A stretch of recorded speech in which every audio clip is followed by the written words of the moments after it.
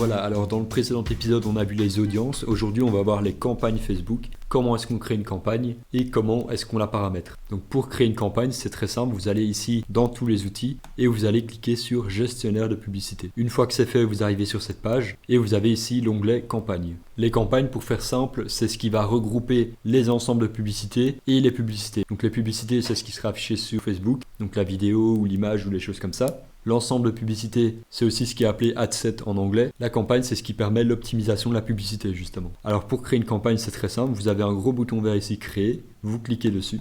Et ici, vous allez pouvoir choisir de créer une campagne. Vous avez plusieurs types de campagnes possibles. Et en fonction des campagnes que vous choisissez de faire, elles vont coûter plus ou moins cher. Et vous allez pouvoir faire plusieurs choses avec. Donc vous avez les campagnes de sensibilisation qui sont là pour toucher un maximum de monde. Donc le but, c'est de faire voir au monde que vous existez via vos publicités. Elles auront évidemment un taux de conversion très faible, mais vous aurez beaucoup de personnes qui vont les voir. Donc ici, la campagne couverture, le but c'est de montrer à un maximum de monde. Et notoriété, ça va être de montrer à un maximum de monde, mais en précisant le fait qu'on veuille montrer à des personnes qui sont potentiellement intéressés. Ensuite, vous avez les campagnes de considération. Donc en gros, ce qui concerne un peu l'acquisition des clients. Donc tout d'abord le trafic, la plus classique. Vous faites une campagne trafic pour rediriger les personnes vers une page en particulier. Vous avez la campagne d'interaction pour cibler des personnes qui vont facilement mettre des likes, mettre des commentaires, des choses comme ça. Ici, pour les installations d'app, les vues de vidéos, etc., etc. Ensuite, la conversion. La conversion, c'est ce qui va être utilisé surtout pour les boutiques e-commerce. Parce que, par exemple, vous allez pouvoir optimiser les campagnes conversion pour les achats. Et c'est ce qu'on recherche souvent en e-commerce.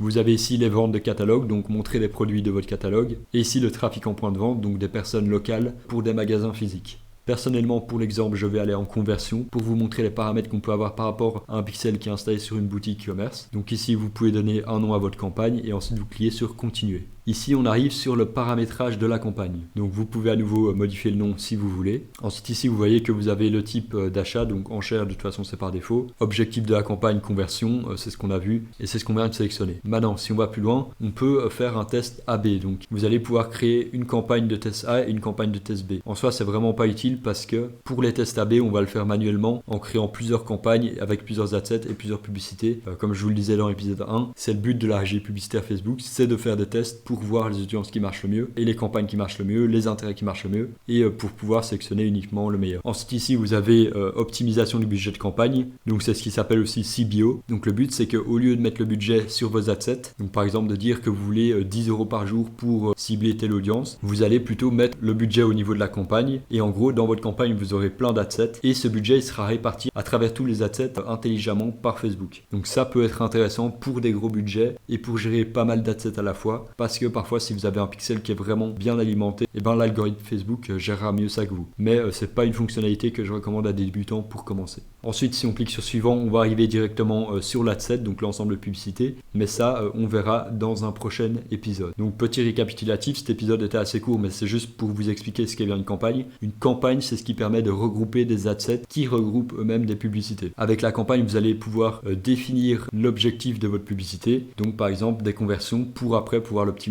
dans les adsets en conversion achat ou conversion ajout au panier ou des choses comme ça. Voilà, pensez à vous abonner pour ne pas rater la suite. Dans le prochain épisode, on verra du coup les adsets où il y a beaucoup plus à voir. Et vous avez évidemment, comme d'habitude, le lien de la playlist pour cette série sur Facebook Ads dans la description. Moi, je vous dis à dans le prochain épisode.